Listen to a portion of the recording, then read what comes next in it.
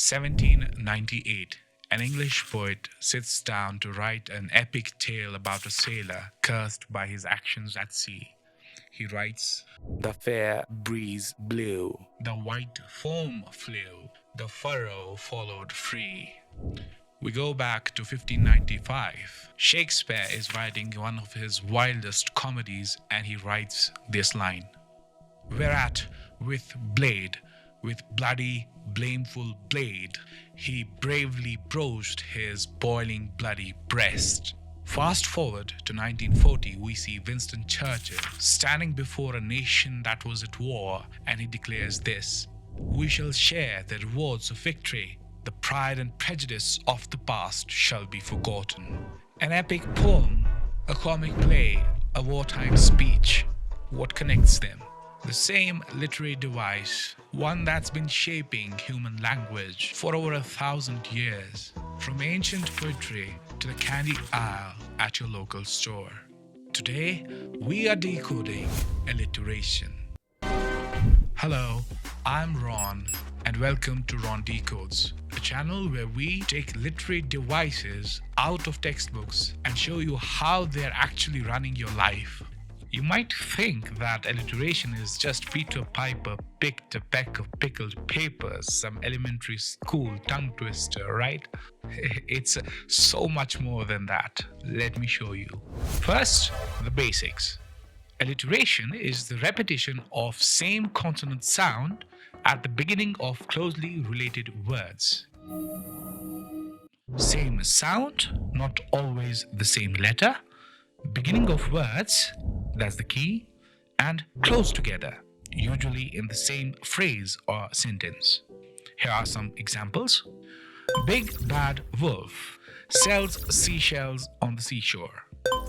Cool, calm, and collected. Simple enough, but here's what most people don't realize. This simple technique is one of the most powerful tools in language. It's been shaping human communication for over 1,000 years. And once you understand why it works, you'll never hear language the same way again.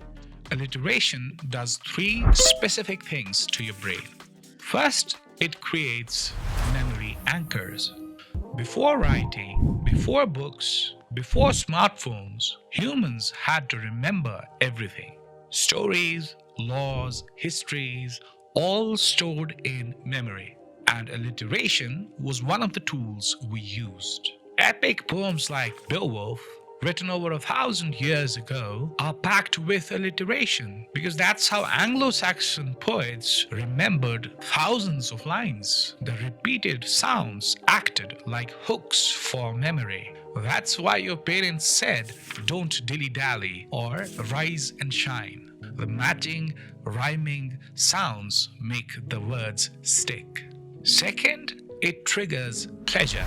There's actual research on this. When we hear alliteration, it activates the same pleasure centers in our brain that respond to music. It literally feels good to hear matching sounds. That's why children's books use it constantly. Curious George, Goodnight Moon. Kids are naturally drawn to that musicality. It's not just educational, it's enjoyable. Third, it creates emphasis. When sounds repeat, they grab your attention. They make words stand out and carry more weight. Listen to Shakespeare, "Full fathom 5, thy father lies." The fur sound doesn't just sound nice, it makes you feel the depth of the ocean, the darkness, the weight of the ocean pressing down. So, alliteration isn't decoration, it's architecture. It builds memory, creates pleasure, and shapes meaning. Now, let me show you how this plays out across history and culture. Let's go back to that opening example. 1798, Samuel Taylor Coleridge is writing The Rime of the Ancient Mariner, a haunting tale about a sailor who kills an albatross and suffers supernatural consequences. He writes, "The fair breeze blew, the white foam flew, the furrow followed free." Fair breeze breeze, blew, foam, flew, furrow, followed, free. That's 6 first sounds in 2 lines. But why? What's it doing?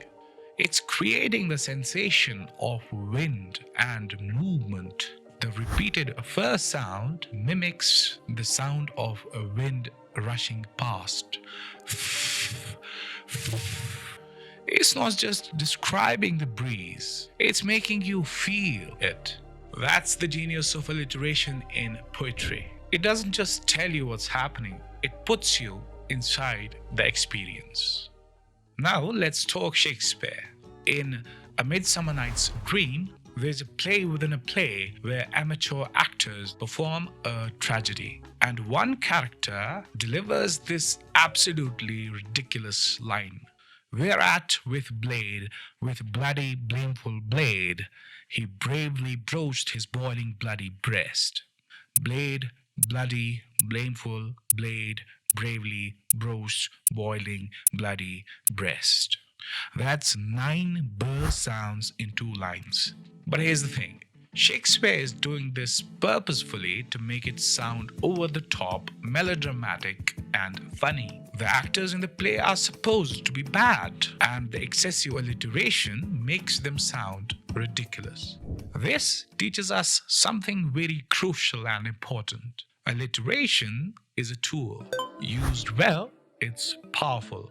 Used poorly or used too much, it becomes parody. Shakespeare knew exactly what he was doing. October 16, 1940. World War II. Britain stands alone against Nazi Germany. Cities are being bombed. The future is uncertain. Winston Churchill addresses the nation with a message for occupied France. We shall share the rewards of victory. Pride and prejudice of the past shall be forgotten. Shall share. Pride, prejudice, past. Burr. These 3 burr sounds create a sense of finality, of putting history behind and moving forward together. Throughout his wartime speeches, Churchill wielded alliteration as a weapon. Blood, toil, tears, and sweat. We shall fight on the beaches, in the fields, in the streets. He understood that in the time of crisis, language needs to be memorable. People need to carry his words with them into bomb shelters, into battle, into uncertainty. Alliteration made his words unforgettable, and this tradition continues into modern history. August 28, 1963, Martin Luther King Jr. stands before 250,000 people and speaks words that still echo today. I have a dream that my 4 little children will one day live in a nation where they will not be judged by the color of their skin, but by the content of their character. Color, content, character. The repetition of that k sound creates a connection between content and character, making them feel unified, like 2 parts of the same moral principle. From Coleridge to Churchill to King, alliteration has been the backbone of words that move us, inspire us, and change the world. And it hasn't stopped. It's alive in modern culture too. Listen to Eminem's Stan, one of the most powerful storytelling hip-hop songs ever. Back in autumn, you must not have got 'em. There probably was a problem at the post office or something. There probably was a problem at the post office or something. Probably, problem, post. Burr.